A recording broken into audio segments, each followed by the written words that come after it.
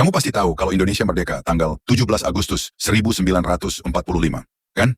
Tapi, tahu nggak kalau bendera merah putih pertama yang dikibarkan itu dijahit tangan oleh Ibu Fatmawati, istri Bung Karno? Eits, ini baru pemanasan. Masih banyak cerita unik lainnya yang bakal bikin kamu bilang, wah, kok aku baru tahu? 1. Sultan yang hampir jadi presiden pertama.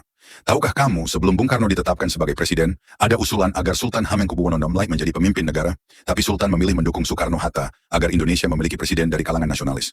Kerendahan hatinya ini justru membuat Sultan dihormati sebagai tokoh besar revolusi.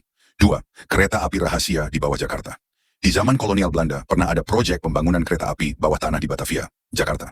Sayangnya proyek ini dihentikan karena dana Belanda terkuras habis untuk perang. Kalau dilanjutkan, mungkin Jakarta bakal punya MRT sejak tahun 1940-an loh. 3. Rencana mengganti bahasa nasional saat Sumpah Pemuda, bahasa Melayu diusulkan sebagai bahasa nasional.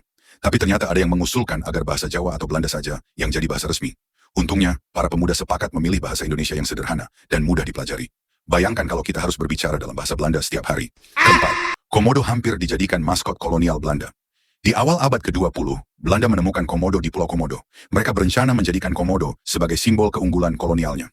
Untung saja, rencana ini gagal, dan Komodo tetap menjadi hewan kebanggaan asli Indonesia.